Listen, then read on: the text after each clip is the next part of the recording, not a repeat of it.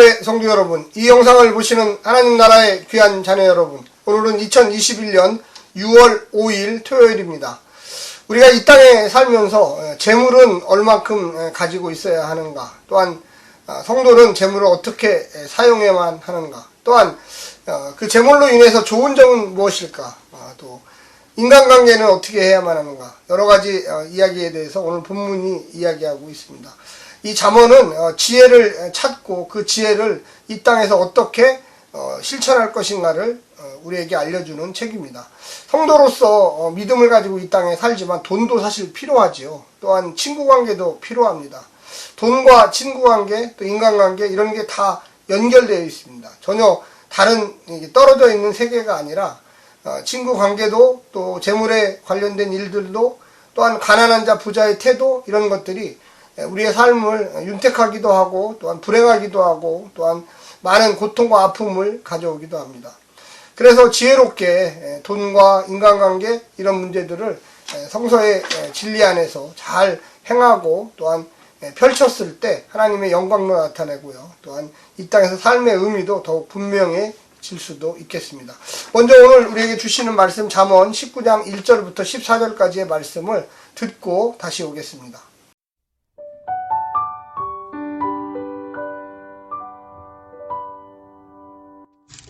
잠언 19장. 가난하여도 성실하게 행하는 자는 입술이 패역하고 미련한 자보다 나으니라. 지식 없는 소원은 선하지 못하고 발이 급한 사람은 잘못하느니라. 사람이 미련함으로 자기 길을 굽게 하고 마음으로 여호와를 원망하느니라. 재물은 많은 친구를 더하게 하나 가난한즉 친구가 끊어지느니라. 거짓 증인은 벌을 면하지 못할 것이요 거짓말을 하는 자도 피하지 못하리라. 너그러운 사람에게는 은혜를 구하는 자가 많고 선물 주기를 좋아하는 자에게는 사람마다 친구가 되느니라. 가난한 자는 그의 형제들에게도 미움을 받거든 하물며 친구야 그를 멀리하지 아니하겠느냐. 따라가며 말하려 할지라도 그들이 없어졌으리라. 지혜를 얻는 자는 자기 영혼을 사랑하고 명철을 지키는 자는 복을 얻느니라. 거짓 증인은 벌을 면하지 못할 것이요 거짓말을 뱉는 자는 망할 것이니라. 미련한 자가 사치하는 것이 적당하지 못하거든 하물며 종이 방백을 다스림이랴. 노하기를 더디하는 것이 사람의 슬기요 허물을 용서하는 것이 자기의 영광이니라. 왕의 노함은 사자의 부르짖음 같고 그의 은택은 풀 위의 이슬 같으니라. 미련한 아들은 그의 아비의 재앙이요 다투는 아내는 이어 떨어지는 물방울이니라. 집과 재물은 조상에게서 상속하거니와 슬기로운 아내는 여호와께로서 말미암느니라. 오늘 19장 전반부는 가난하지만 성실한 자의 가치를 높이는 것부터 조절되지 못하는 열정, 미련한 자의 사치, 법정에서 벌어지는 정의와 타락, 거짓 증인의 처벌을 다루고 있습니다. 이 밖에 가정의 영역에서 아버지에게 재앙이 되는 미련한 아들, 다투는 아내와 슬기로운 아내, 가난함과 친구의 많고 적음의 사회 현실의 문제를 묘사하면서 참된 행복은 지혜와 명철을 지키는 것에 있음을 교훈하고 있습니다. 좀 구체적으로 나누어 보면 1절부터 3절까지는 가난과 윤리, 또 4절부터 7절까지가 재물과 친구, 8절은 지혜와 생명과 그리고 행복, 9절부터 12절까지는 공적인 영역과 어리석음, 13절, 14절까지는 가정에서의 지혜를 이야기합니다. 19장 역시 수사학적인 분명한 구조는 발견되지 않지만 반복되는 연결구가 여러 개 있는데 18장처럼 친구, 가난, 좋다 이런 것들이 대표적입니다. 특별히 3절, 14절, 17절, 21절, 23절은 야외 격언들이라고 해서 여호와를 주제로 하는 시작 격언들이 나오고 있습니다. 무엇보다도 이 가난한 자들에 대한 관대함, 또 재물에 대한 관점을 기술하는 것을 고려하면 지혜를 수집하고 정리하고 전달하는 현자들이 사회적인 엘리트 계층이었음을 우리는 짐작할 수가 있겠습니다. 당연하죠. 그 사회를 지배하는 계층들이 있죠. 그리고 그 사회의 지배 원리, 그것을 또 가르치고 퍼뜨리는 계층들이 있습니다. 이들은 지식과 교훈의 중요성뿐만이 아니라 자녀의 행실에 대한 경고들을 정리하고 생산했을 것입니다.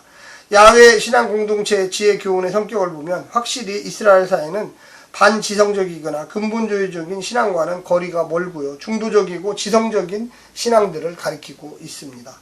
1절부터 7절까지 좀 우리가 보게 되면 가난과 친구에 대한 지혜를 이야기하는데요. 인생은 다양한 것들이 필요합니다. 지혜와 좋은 벗과 재물이죠. 교만과 지혜 없음, 교만은 불편합니다. 그리고 대립된 두 가지 중 어느 하나의 것을 취하는 것이 그렇게 쉽지는 않습니다. 균형과 하나님의 명령 안에 순종할 때 어느 상황에 취하든 바른 선택과 태도가 있을 수 있습니다. 8절부터 14절까지는 사회 질서와 가정에 대한 지혜를 이야기하고 있습니다. 지혜의 길은 바름에 있습니다. 이 길이 주님이 원하는 길이죠. 노하기를 더디하고 허물을 덮어주는 것, 거짓 증인을 피하고 명철을 구하는 것, 다툼을 피하며 지혜로운 아내를 찾는 것이 바로 사회 질서와 가정을 안정시키는 하나님의 원하는 길입니다. 우리가 재물에 대해서 좀 이 본문에서 이야기하고 있는데요. 미련한 자의 재물은요, 많은 돈을 버는 것 같지만 가난해도 성실하게 행하는 것이 더 큰 미덕임을 가리키고 있습니다. 불의한 재물을 모으려고 혀를 잘못 사용하거나 재물에 대한 소원만 있을 뿐 참지식이 없이 서두르는 것만 하는 것도 어리석은 일입니다. 어리석은 자는 자기 뜻대로 돈이 벌리지 않으면 사람도 하나님도 원망합니다. 심지어 미련한 자들은 거짓 증거를 통해서라도 부정한 이득을 취하려 하고 있습니다. 하지만 얻지 못할 뿐만 아니라 얻어도 그 재물 때문에 망하게 되어 있습니다. 그는 결코 만족하지 못하고 늘어난 재물은 더욱 큰 욕망을 만들어 내기 때문에 계속적인 불행의 씨앗들을 심고 있는 것입니다. 지혜로운 자의 재물, 반대이죠. 지혜자는 재물이 하나님의 선물임을 알고 있습니다. 따라서 그것으로 자기 배만 불리려고 하지 않습니다.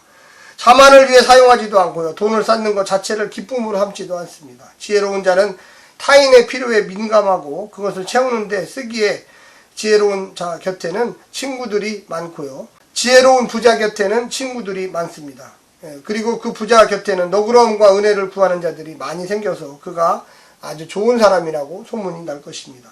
돈이 많은 것이 아니라 사람이 많은 것이 하나님께서 주신 복입니다. 마지막으로 미련한 자의 분노에 대해서 이야기하겠습니다. 분노는 자신이 자기 인생의 주인이라고 여기고 타인을 모두 주체가 아니라 객체, 물건으로 간주할 때 나오는 것입니다.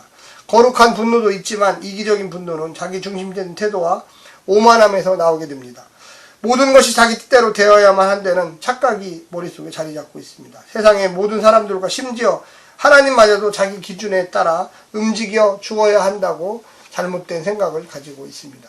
사랑하는 성도 여러분, 우리가 재물과 친구, 또한 재물의 많음과 재물의 없음, 다 나름대로 장단점이 존재합니다. 재물이 많다고 다 좋은 것은 아닙니다. 잘못하면 교만하게 될 수 있고요. 하나님을 자기가 조정할 수 있다는 착각을 갖고요. 사람의 마음을 살려고 노력할 때가 많습니다. 그렇다고 가난한 것은 항상 좋은 거냐? 그것도 아니에요. 사실은 가난한 자에게는 친구가 없습니다. 그를 돌봐주려고 하는 사람만 있을 뿐 인격적으로 대하려고 하는 사람은 아주 드뭅니다. 우리가 열심으로 이 땅에서 일해야 되고 가난을 탈피해야 됩니다. 그렇지 않으면 늘 우리의 삶 속에 부족함만 연속적으로 있습니다. 하나님이 주시는 축복도 있고요. 우리가 땀 흘려 일해서 얻어야 할 마땅한 노동의 대가를 얻어야 할 것들도 있습니다. 오늘 하루 이 본문을 생각해 보시면서 하나님께 기도하시기를 간절히 부탁드립니다. 샬롬.